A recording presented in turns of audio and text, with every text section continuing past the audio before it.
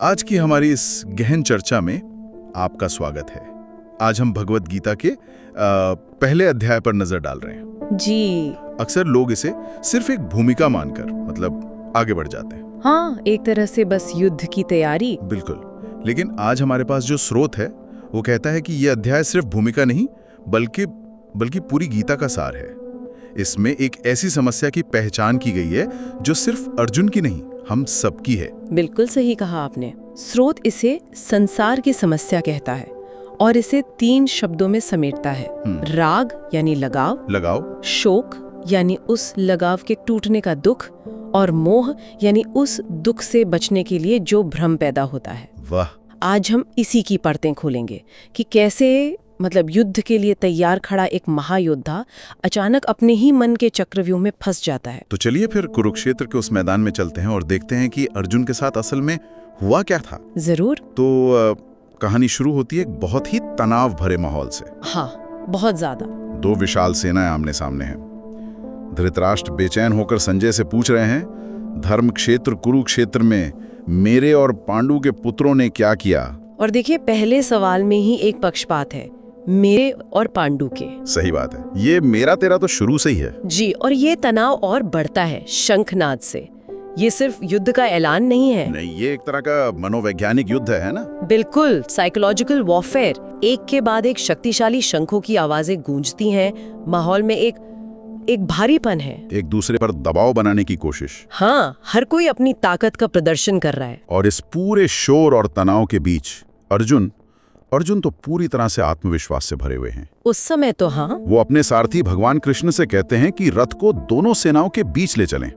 वो अपने दुश्मनों को देखना चाहते हैं, उनका जायजा लेना चाहते हैं। हाँ, एक योद्धा के तौर पर उनका आत्मविश्वास दिखता है। और ये एक बहुत ही अहम पल है। अर्जुन का इरादा तो बिल्कुल साफ है, मैं देखना चाहता हूँ कि मुझसे लड़ने की हिम्मत कौन कर रहा है। हाँ। लेकिन यहाँ कृष्ण जो करते हैं वो कहानी की दिशा ही बदल देता है। वो रथ को कहीं भी खड़ा नहीं करते। कहाँ ले जाते हैं? वो उसे ठीक भीष्म और द्रोण के सामने लाकर खड़ा कर देते हैं। उनके पितामह और उनके गुरु। जी। ये तो कोई इत्तेफाक नहीं हो सकता। नहीं, बिल्कुल नहीं। ये कृष्ण का एक सोचा समझा कदम था। वो जानते थे कि अर्जुन की असली परीक्षा हथियारों से नहीं बल्कि उसके अपने मन से होनी है। बिल्कुल। उन्होंने अर्जुन के सामने कोई साधारण दुश्मन नहीं बल्कि उनके सबसे गहरे भावनात्मक रिश्तों को लाकर खड़ा कर दिया। उन्होंने बस एक आईना दिखा दिया। हाँ, और यहीं से अर्जुन का पतन कह सकते हैं शुरू होता है। और ये पतन तो बहुत तेजी से होता है। जैसे ही अर्जुन उन चेहरों को देखते हैं जिन्हें वो अभी तक शत्रु समझ रहे थे, सब कुछ बदल जाता है। बिल्कुल। स्रोत इसे राग या लगाव की शुरुआत कहता है। उन्हें वहाँ अधर्मी कौरव नहीं दिखते। तो उन्हें क्या दिखता है? उन्हें वहाँ अपने लोग दिखते हैं। वो कहते हैं, मैंने यहाँ अपने पितामह, आचार्य, मामा, भाई, पुत्र, पौत्र, मित्रों को देखा है। भाषा ही बदल गई पूरी तरह से। जो सेना कुछ देर पहले तक दुश्मन थी, अब वो स्वजन यानी मेरे अपने लोग बन गई है। ये मेरा और पराया का भाव ही तो राग है। लेकिन ये तो बहुत स्वाभाविक लगता है। मतलब अपने परिवार को देखकर किसी का भी मन बदल सकता है। और यही तो संसार की सबसे बड़ी समस्या है। जैसे ही मेरे लोग का विचार मन में आता है, युद्ध का जो बड़ा मकसद था, धर्म की स्थापना, हाँ, वो धुंधला हो जाता है। अब ये धर्म और अधर्म की लड़ाई नहीं रही, अब ये एक पारिवारिक मामला बन गया है। उनका जो बड़ा नजरिया था वो सिकुड़कर व्यक्तिगत हो गया है। बिल्कुल। इसे ऐसे समझिए जैसे एक सीईओ को कंपनी के भले के लिए एक मुश्किल फैसला लेना है, लेकिन फिर उसे पता चलता है कि उस फैसले से उसके सबसे अच्छे दोस्त की नौकरी चली जाएगी। अचानक सारी रणनीति, सारे तर्क, वो सब एक तरफ हो जाते हैं और व्यक्तिगत रिश्ता हावी हो जाता है। तो ये राग या लगाव, ये पहला कदम था। लेकिन ये सिर्फ एक विचार बनकर नहीं रह जाता। नहीं, इसका असर तो तुरंत उनके शरीर और मन पर दिखने लगता है। जी, और यहीं हम दूसरे चरण में आते हैं, शोक यानी दुख। हाँ। और ये कोई मामूली उदासी नहीं है। नहीं, ये एक गहरा तोड़ देने वाला दुख है। श्लोकों में इसका बहुत ही जीवंत वर्णन है। अर्जुन कहते हैं कि उनके अंग शिथिल हो रहे हैं, मुंह सूख रहा है, शरीर में कंपन हो रही है, रोंगटे खड़े हो गए हैं। हाँ, मतलब ये सिर्फ एक भावनात्मक संकट नहीं है, ये एक शारीरिक संकट भी बन गया है। बिल्कुल। एक श्लोक में वो कहते हैं, गांडीलम स्रंस्ते हस्तात त्वक्चेव परिदह्यते, इसका क्या मतलब है? मेरे हाथ से गांडी धनुष फिसल रहा है और मेरी त्वचा जल रही है। हाँ ये एक तरह का पैनिक अटैक है। हाँ, लगता तो ऐसा ही है। उनका मन और शरीर दोनों ने जैसे जवाब दे दिया है। ये दिखाता है कि उनका आंतरिक संघर्ष कितना भयानक है। ये शोक उनके पूरे वजूद पर हावी हो गया है। और ये शोक इतना गहरा इसलिए है क्योंकि उनका लगाव बहुत गहरा था। सीधा संबंध है, एक कारण और परिणाम का रिश्ता है। अगर सामने अजनबी खड़े होते तो शायद अर्जुन को कर्तव्य निभाने में पीड़ा होती, लेकिन ये व्यक्तिगत तोड़ देने वाला शोक नहीं होता। ये शोक सीधे तौर पर मेरे लोगों को खोने के डर से पैदा हो रहा है। राग जितना मजबूत होगा, शोक उतना ही गहरा होगा। और मजे की बात यह है कि उन्होंने अभी तक एक भी तीर नहीं चलाया है। बिल्कुल। लेकिन अपने मन में वो अपने सभी प्रियजनों को खो चुके हैं और इस काल्पनिक नुकसान का दुख मना रहे हैं। तो पहले लगाव ने उन्हें अंधा किया और फिर उस लगाव के टूटने के डर ने उन्हें कमजोर कर दिया। लेकिन कहानियां खत्म नहीं होती। इंसान का दिमाग सिर्फ दुख में बैठा नहीं रहता है, वो उस दुख से निकलने का रास्ता ढूंढता है।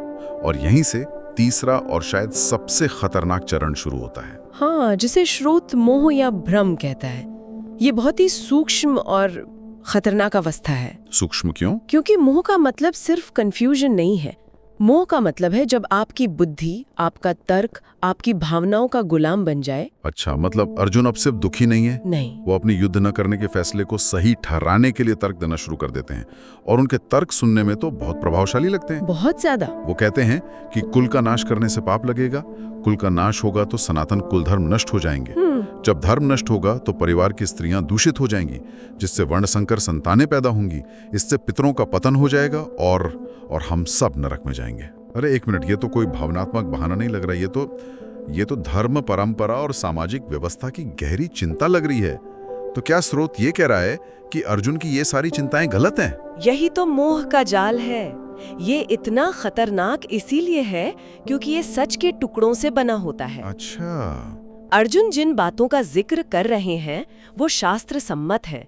कुल धर्म का महत्व होता है, पाप का डर भी सही है, लेकिन यहाँ उनकी मंशा गलत है। मंशा गलत है? कैसे? वो धर्म की रक्षा के लिए ये तर्क नहीं दे रहे हैं। वो अपने शोक और डर को छुपाने के लिए धर्म का इस्तेमाल एक ढाल की तरह कर रहे हैं। वाह। मतलब उनकी अपनी ही बुद्धि, उनका अपना ही ज्ञान उन्हें धोखा दे रहा है। बिल्कुल। उनकी बुद्धि अब सच्चाई खोजने का साधन नहीं रही, वो उनके डर को सही ठहराने वाली एक वकील बन गई है। इसे आज के दौर में कैसे समझ सकते हैं? कोई उदाहरण? हाँ बिल्कुल। मान लीजिए कोई व्यक्ति एक बुरी आदत जैसे स्मोकिंग छोड़ना चाहता है। वो जानता है कि ये गलत है, लेकिन जब तलब लगती है तो उसका दिमाग तर्क देना शुरू कर देता है। अरे सिर्फ एक ही तो है, आज बहुत स्ट्रेस वाला दिन था, या फलाने व्यक्ति तो 90 साल तक पीते रहे, उन्हें कुछ नहीं हुआ। हाँ, ये तो होता है। ये दिमाग का मोह है। ये भावनात्मक कमजोरी को तर्क का जामा पहना रहा है। तो अर्जुन भी यही कर रहे हैं, बस एक बहुत बड़े स्तर पर। वो अपने स्वधर्म यानी एक क्षत्रिय के तौर पर युद्ध करने के कर्तव्य को कुल धर्म की चिंताओं के पीछे छिपा रहे हैं। ठीक यही हो रहा है। और वो अपने फैसले से इतने प्रभावित हो जाते हैं कि अंत में कहते हैं, इससे तो अच्छा है कि मैं निहत्था खड़ा हो जाऊं और धृतराष्ट्र के पुत्र मुझे मार डालें। अरे बाप रे। देखिए उनका भ्रम किस हद तक पहुंच गया है। वो मानते हैं कि मर जाना युद्ध करने से बेहतर है। वो पूरी तरह से हार मान चुके हैं। तो इस पूरी प्रक्रिया के अंत में अर्जुन कहाँ खड़े? उन्होंने खुद को यकीन दिला दिया कि युद्ध छोड़ना ही एकमात्र धार्मिक और सही रास्ता है। हाँ, और यहीं पर स्रोत एक बहुत महत्वपूर्ण बात कहता है। अर्जुन को ये एहसास ही नहीं है कि असली समस्या क्या है। उन्हें क्या लगता है? उन्हें लगता है कि समस्या बाहर है, युद्ध के मैदान में। उन्हें लगता है कि अगर वो युद्ध से भाग जाएंगे तो समस्या खत्म हो जाएगी, जबकि असली समस्या तो उनके अंदर है, ये राग, शोक, मोह का चक्र। जी, वो एक बाहरी क्रिया यानी युद्ध न करना से अपनी एक गहरी आंतरिक समस्या को सुलझाने की कोशिश कर रहे हैं, बिना ये समझे कि वो आंतरिक समस्या है क्या। वो अपने ही मन के बनाए जाल में फंस गए हैं। हाँ, और ठीक इसी पल जब अर्जुन अपना गांडीव रखकर शोक में डूबकर रथ के पिछले हिस्से में बैठ जाते हैं, तब भगवद गीता के असली उपदेश के लिए मंच तैयार होता है। कृष्ण का काम अब शुरू होता है। तो संक्षेप में कहें तो पहला अध्याय सिर्फ एक कहानी की शुरुआत नहीं है, ये तो इंसान की स्थिति का एक पूरा निदान है। बिल्कुल, एक डायग्नोसिस। ये एक चेन रिएक्शन की तरह है। मेरे लोग को देखने से गहरा लगाव यानी राग पैदा होता है। उन्हें खोने का डर एक असहनीय दुख यानी शोक को जन्म देता है। और उस दुख से बचने के लिए हमारी बुद्धि ही हमें धोखा देती है और भ्रमपूर्ण तर्क यानी मोह का जाल बुनती है ताकि हम अपने कर्म से भाग सकें। इस नजरिए से देखें तो अर्जुन का रथ दोनों सेनाओं के बीच नहीं बल्कि धर्म और व्यक्तिगत भावनाओं के बीच फंसा हुआ है। और ये एक ऐसी लड़ाई है जो कुरुक्षेत्र के मैदान से कहीं ज्यादा बड़ी है और हर रोज हम सबके अंदर लड़ी जाती है। ये बात हमें सोचने के लिए एक बहुत ही दिलचस्प सवाल पर लाकर खड़ा करती है। आपने बताया कि अर्जुन अपने अनुचित पक्ष का समर्थन करने के लिए शास्त्रों और प्रभावशाली तर्कों का इस्तेमाल करते हैं। वास्तव में, और ये इस बारे में एक गहरा सवाल उठाता है कि हम ज्ञान और तर्क का उपयोग कैसे करते हैं। सही बात है। हमारी बुद्धि, जिसे हम अपनी सबसे बड़ी ताकत मानते हैं, कब और कैसे हमारे ही भ्रम का सबसे बड़ा हथियार बन जाती है। ऐसा कितनी बार होता है कि हम किसी फैसले पर अपनी भावनाओं की वजह से पहुंचते हैं और फिर अपनी पूरी बौद्धिक क्षमता का इस्तेमाल सिर्फ उस फैसले को सही ठहराने के लिए करते हैं, न कि सच को खोजने के लिए।